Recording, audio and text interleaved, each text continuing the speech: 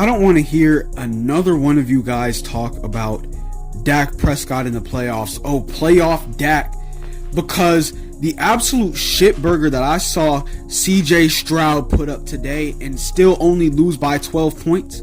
Only lose by 12? Meanwhile, Dak Prescott throws 2 picks. Just 2, and his team is down 27-0. There was a ton of discourse over the last week about CJ Stroud versus Dak, and CJ Stroud, he just finds a way to win in the playoffs. He has more turnovers in these last 2 playoff games, 8 by the way, than Dak Prescott has in his entire playoff career, 7. But yet people still try to treat the NFL like it's a quarterback on quarterback battle. This Houston Texans defense deserved a Super Bowl. That is a Super Bowl caliber defense. Not even caliber, that is a Super Bowl front runner defense.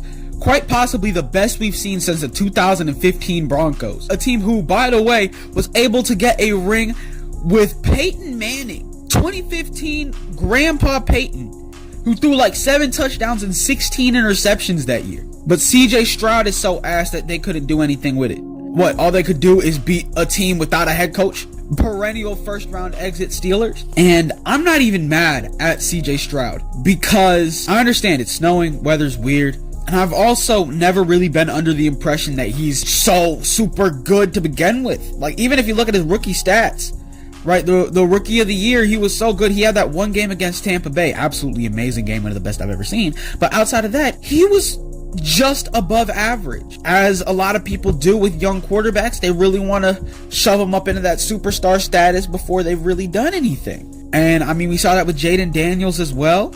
This isn't to take away anything from these young quarterbacks. It's really about the fans and the media and our perception of football. We kind of have our own preconceived notions about anything, and we kind of toss to the side whatever doesn't fit our narratives. You know, I've seen a lot of people screaming to come for the head of Josh Allen, and I believe he deserves criticism as well for the duds that he's put up in the playoffs. Also for the fact that he's sneakily one of the least clutch NFL players I've ever seen. I mean, this dude is either 0 for 8 or 0 for 9 in overtime.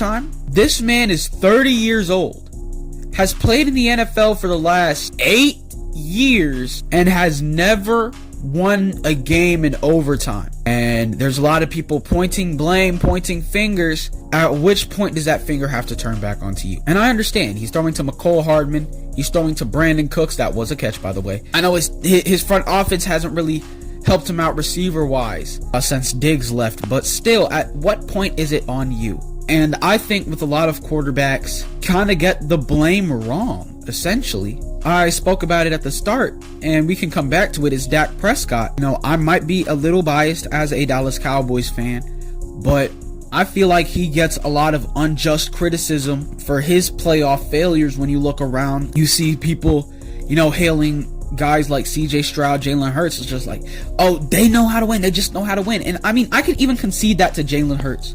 Right, Super Bowl winner, Super Bowl MVP. His playoff track record, not the greatest individually. Now the team has had success, but individually, he's really only showed up for 2 playoff games. Now those 2 playoff games are the Super Bowl, so you can't really hate on that at all. To go and see guys like CJ Stroud get that label of, oh, he just knows how to win, but he doesn't.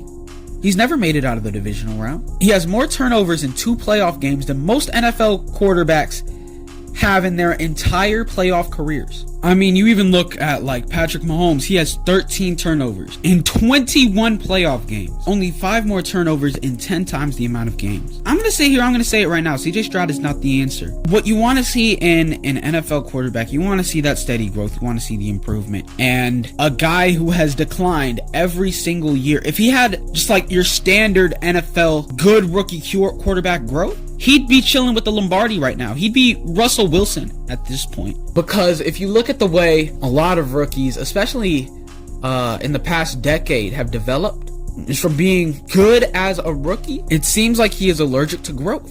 The Texans, they really have 2 years to make a decision because he's going to end up getting paid. He has to get paid, right? He's good enough to get paid, but I can already sense the Tua smell on him.